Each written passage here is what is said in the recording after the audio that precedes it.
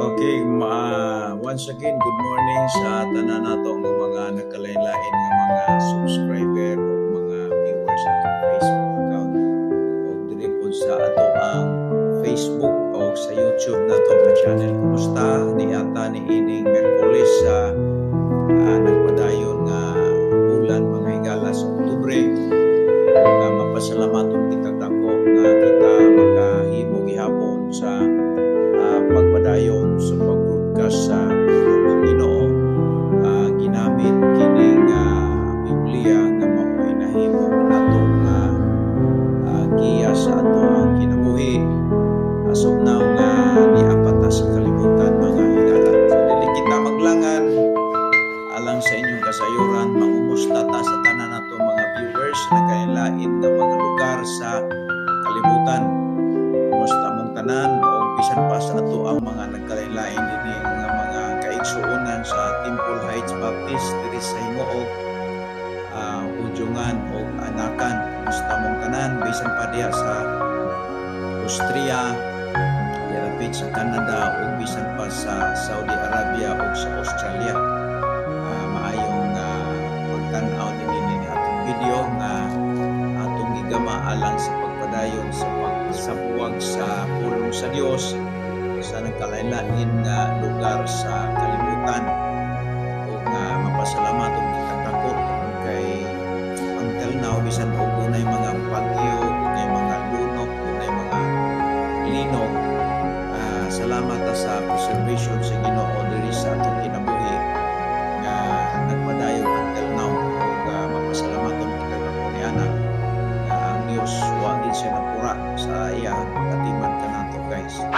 Now dili kita maglangan o nga balikon ako sa mga daghan ato gyud tinguha diri nga ang pulong sa Dios masanya gyud nato padaya gyud una sa ato ang mga kahigalaan. Now dili ta maglangan ato ang clear ng atong Bible dinhi mga higala sa gitawag og Romans chapter number 6. Atong subject karon, atong isgutan karon ining mga tao nga human nga nakadawat sa kaluwasan. Kaluwasan ano gud ni personal man gud ni imuha ning personal nga to sa imong Ginoo. Kanang ikaw mismo gyud ang pili nga Ginoo mo imuhang dahon, Ginoo mo imong sundon. Ug human nga naluwas ka, human nga nakabaton ka Ginoo sa imong kasing-kasing, human nga duna kay relasyon sa iya, kini magsugod diri ang gitawag og panagkabangi o kay atong lawas na umugnon immune kini sa pagpasa panuman nga gilingkuran kini sa espiritu sa Ginoo diri sa atong mga kasing-kasing, diri na magamit ang pulong sa Dios sa imong kinabuhi. Mo na nga ang tinuod nga nakabaton og Kristo sa kinabuhi guys, di gid niya ibulag ang Biblia kay ang Biblia alang niya mao ang iyahang espirituhanon nga pagkaon. Na human nga naluwas ka, human nga nakabaton kag Kristo sa imong kinabuhi, dinhi magsugod ang pahimangno sa Dios sa atong kinabuhi matag adlaw. Mabiya na nga human nga naluwas ka, human nga nakabadawat ka ni Kristo nga imong manluluwas, di na ka mobiya sa Biblia sa imuhang kinabuhi sa pagkat-o niini. Ingon ang Bible sa Romans chapter 6 verse 1 to 5 ta. Ingon ang Bible, what shall we say then? Shall we continue in sin that grace may abound? Ingon si Paul, what shall we say then? Unsa bay atong ikasulti? Shall we continue in sin that grace may abound? Padayon ba kita sa pagpakasala aron ang grasya mo dagaya? Mo na iyang ipasabot. Unsa may atong ikasulti karon? Magpadayon ba kita sa pagpakasala aron ang grasya magdagaya? That is sa specific ni nga mga tao mga higala nga nakadawat ni Kristo. Ikaw nakadawat ni Kristo nga imong personal ug manluluwas, dili naka-allowed dunay pahimang ang Dios sa imong kinabuhi nga dili naka ganahan magpakasala because sin, that is the enemy was trusting the Lord Jesus Christ.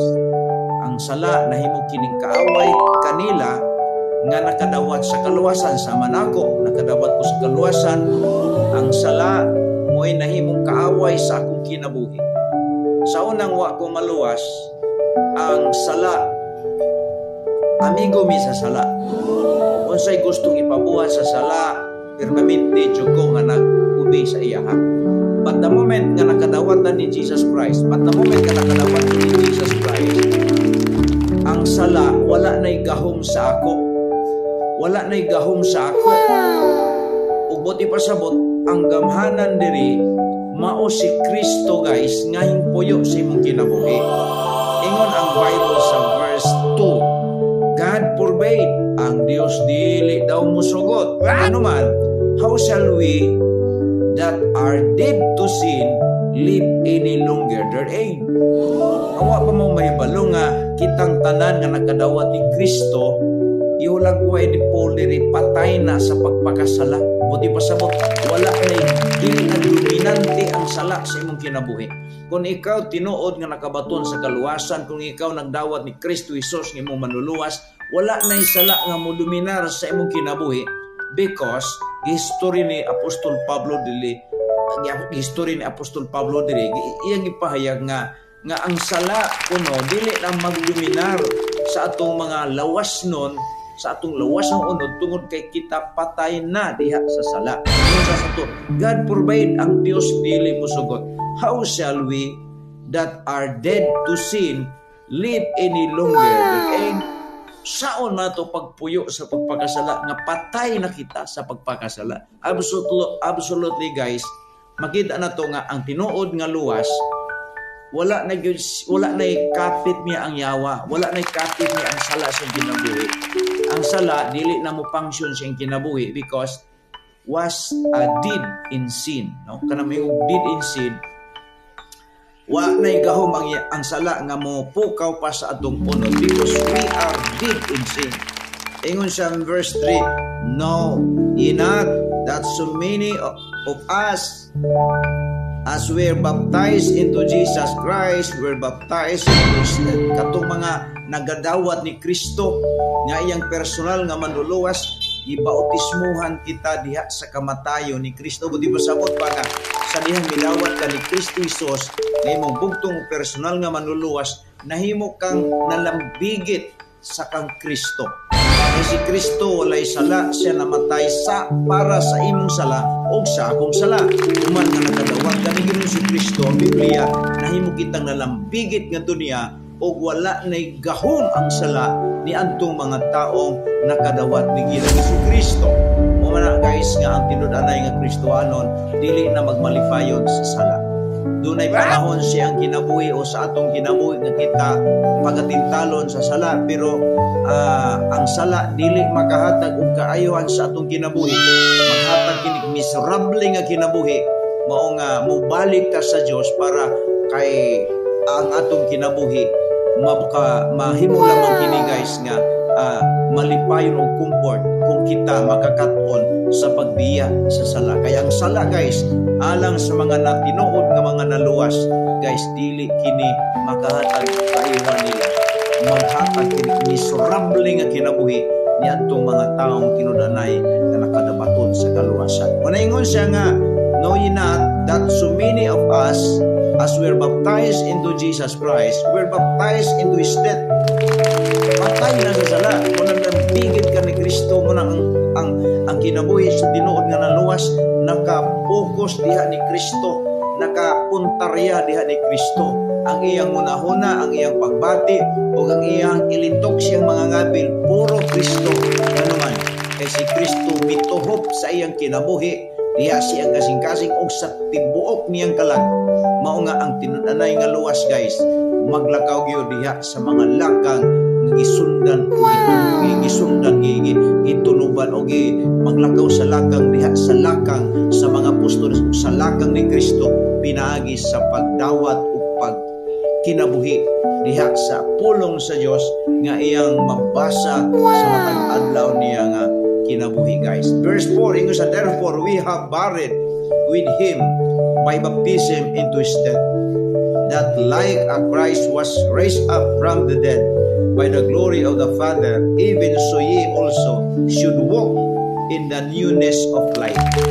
Kinabuhi nga bag-o mao'y pagalaktan sa tinud-anay nga nakabaton og Kristo sa iyang kinabuhi, guys. Mao nga ninitak na sa kabuntagon. You just examine yourself as of now. You try to examine yourself. Tanawa ko no, kung tinuod ka naluwas. Kaya kung naluwas ka, di ka ganahan magpakasala. Kung tintalon ka sa sala, ang sala magmiserable sa imong kinabuhi. Ang sala, guys, tinud-anay nga pag-istorya alang sa mga nangaluwas. Kaaway niya. Dili niya higala. Dili siya magmalipayon sa sala. Ang kalipay sa tinud nga luwas mao ang pagkinabuhi nga uyon sa kauputon sa Dios. Pagkinabuhi subay sa pulong sa Ginoo. Mo nang gitawag diag newness of life. Kaysa diha nga kita nakabaton ni Kristo. Ingon ang 2 Corinthians 5:17, therefore if any man be in Christ, he is a new creature. All things are passed away. Behold, all things are become new. There is a new things in your life, in our life, nga miabot sa diha nga kita nakadawat ni Kristo. Nga to ang bugtong ug person nga manuluwas. Ang sala kaniadto nga atong higala karon nga ikaw naluwas na, nahimong kaaway nimo ang sala. Ug kay kaaway nimo ang sala, dili ka ganahan. Pagili ka ganahan sa sala. Kaya ang imong appetite naa sa pagpigsuod o pagpakihigala ni Kristo dinaagi sa pagbaton og respeto sa iyang pulong pagkinabuhi sa matag adlaw niya nga pagkinabuhi subay sa pulong sa Dios nga karon gikuptan sa ato mga kamot higala. Muni ang giingon dinhi verse number 5, for if we have been planted together in the likeness of the dead, we shall be also in the likeness of His resurrection. Wala ka, kita nagulat sa pagbalik sa Dios, mga higala, mga kaigsuonan o mga ka-followers, mga ka-subscriber. Baliko na po sa makadaghan. Kung tinuod ka nga followers ni Kristo as of now, imong yung pagabihon si Kristo sa imong kinabuhi. Dako kay si Kristo sa imong kinabuhi, guys. Kung ikaw tinuod na naluwas. Sapat kung wala pa, gamay kay si Kristo sa imong kinabuhi. Mara nimo, ikaw ang hamon, ikaw ang magbuot. Pero kung ikaw tinud-anay nga luwas na, si Kristo ang magbuot sa imong kinabuhi. Siya imong sundon. Magdumili man usay atong lawas, pero musunod ka niya tungod kay mas dako man siya nga nagpuyo sa imong kinabuhi. Okay, salamat sa inyong pagtanaw diri ra gutaman og short message kini. Inspiring message, guys, nga tinuod nga naluwas doon nagdi sa bagong character, new lifestyle, new practices nga kini gimandato sa Holy Spirit nga nagtuyo sa atong kinabuhi. Salamat sa inyong pagtanaw og once again, good morning.